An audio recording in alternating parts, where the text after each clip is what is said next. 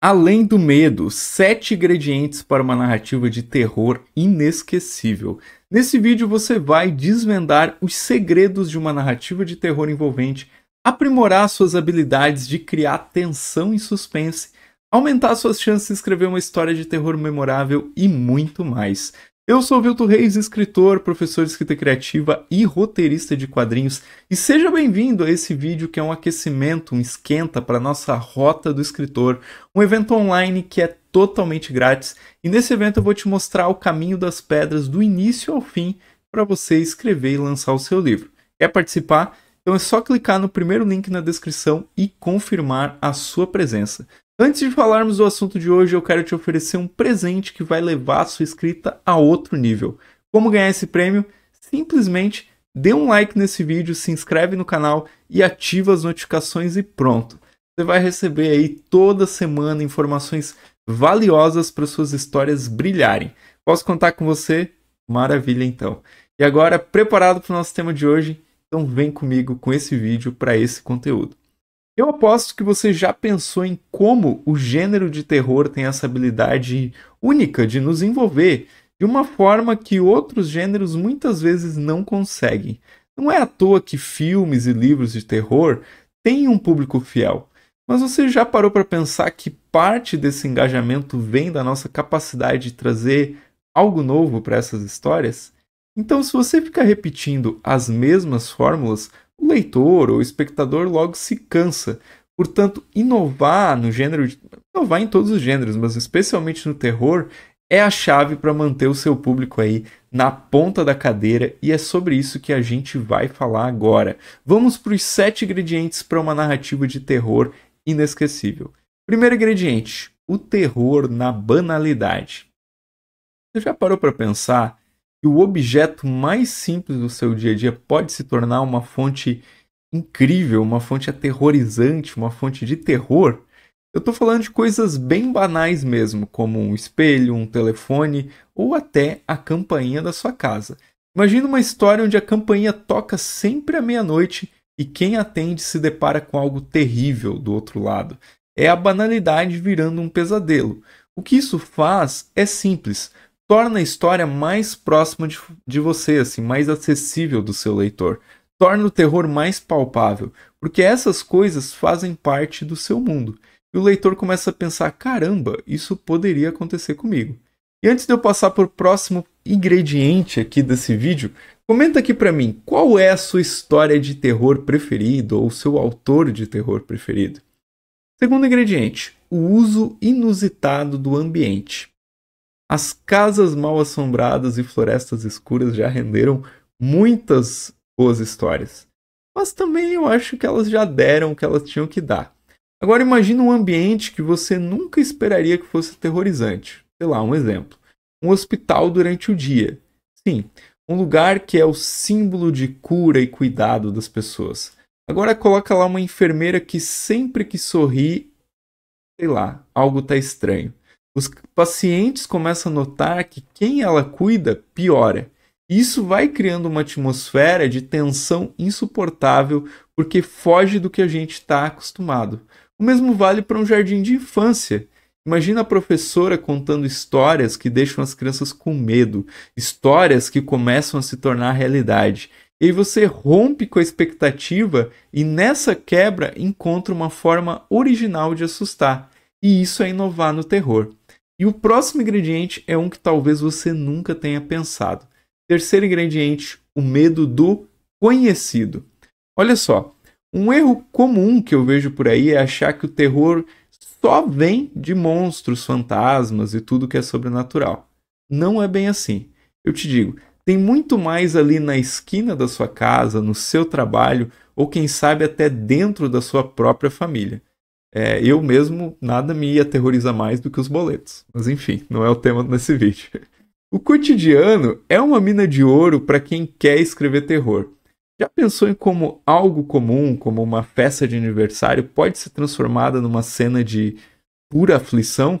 Consegue imaginar você estar cercado por rostos conhecidos e de repente, um a um, cada um deles, as pessoas começam a agir de forma estranha, de uma forma desconhecida. É esse o poder do familiar se tornando assustador. Quando você faz isso, você coloca o leitor dentro da história. E ele pensa de novo, caramba, isso poderia acontecer comigo. E é aí que o medo realmente pega. Se você está gostando desse conteúdo até agora, então faça um favor a si mesmo. Clica no botão de like, se inscreve e ativa as notificações, porque toda semana a gente tem novidades imperdíveis aqui para você melhorar a sua escrita. Quarto ingrediente. A importância dos detalhes. Detalhes são a chave do sucesso em narrativas de terror. Um ambiente já é muito mais do que as quatro paredes que o circundam. Pense numa floresta. Ok, é um ambiente que causa uma certa tensão, principalmente se for à noite. Mas e se você ouvir um galho se quebrando bem devagarinho enquanto uma névoa começa a baixar, ou se o choro de uma criança ecoa no meio do nada? Aí o negócio já começa a ficar um pouco mais arrepiante. Os detalhes criam uma atmosfera e eles fazem você mergulhar de cabeça na trama, sentindo a umidade, o frio na espinha, o medo latente que qualquer coisa pode acontecer a qualquer momento. Quando você descreve aquele som que vem do porão, o jeito como a sombra se move na parede, você não está só construindo ou contando uma história, né? Você está criando uma experiência. E isso, gente, é algo que o leitor não vai esquecer tão cedo. Aquela aura, aquela imersão. Você já entendeu a importância, né, dos detalhes, mas agora vem o pulo do gato para você escrever terror, que é o quinto ingrediente: desconstruindo expectativas, tá? Vamos falar de um dos meus artifícios favoritos para manter, né, os leitores, as pessoas que assistem, né, ou qualquer outra mídia, na ponta da cadeira. Desconstruir expectativas. A gente cresce com algumas noções assim de heróis e vilões, o bem contra o mal, a luz contra a escuridão. Mas o que acontece quando você mistura tudo? O que acontece quando, sei lá, o padre, o monge, né, uma pessoa considerada santa e respeitada, talvez, da cidadezinha, né, que todo mundo ama, se torna o catalisador de todo o mal que começa a acontecer? E se aquele personagem que parecia ser o típico alívio cômico da história, de repente se torna o personagem mais astuto e indispensável para resolver o grande mistério? A desconstrução de expectativa não só é uma virada dramática, como também desafia o leitor a pensar fora da caixa. Faz ele questionar tudo que ele pensava que sabia sobre a narrativa. E é nesse momento, quando ele está desequilibrado e incerto, que o medo real começa a se instalar. Né? E é aí que as coisas começam a acontecer e começam a deixar esse leitor incomodado, pegam ele, né, e passam aquela rasteira nele. O próximo ingrediente muita gente cita, mas pouca gente realmente entende. Então, sexto ingrediente, show, don't tell. Né? Mostre-me, não conte, mas revisitado aqui. Esse é um conceito que pode até soar clichê para alguns, né, para quem já estuda escrita criativa há algum tempo, mas é fundamental. Em vez de você dizer João estava assustado, por que não mostrar o suor frio na testa dele, ou como as mãos tremiam involuntariamente? Agora, né, vamos dar um passo além ainda nessa questão do show don't tell. O medo não precisa ser mostrado apenas pelos personagens. O ambiente à volta deles também pode sentir, né, entre aspas, medo. Como assim? Imagina um cenário onde as árvores pareçam se fechar à medida que o personagem avança pela floresta, onde as sombras se alongam de uma forma meio inexplicável. E por que não usar os 5 sentidos? O som de algo arrastando no chão, o cheiro de mofo no ar. Quando você consegue fazer o leitor sentir junto com o personagem, aí, minha gente, você alcançou o próximo nível de narrativa de terror.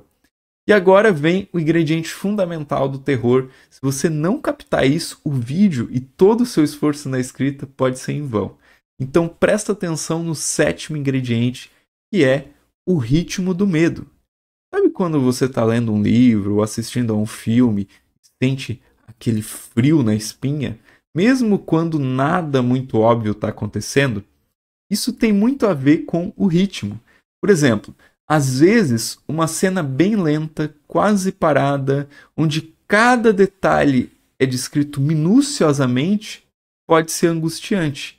Imagina você entrar num quarto e perceber que algo não está certo. A forma como a cortina se move, como o ar parece mais pesado, cada passo que o personagem dá aumenta a tensão. E claro, a gente tem o oposto disso, que são as cenas de ação rápida.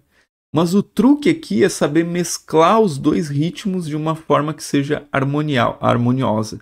Você cria esses momentos de calmaria só para pegar o leitor de surpresa logo em seguida.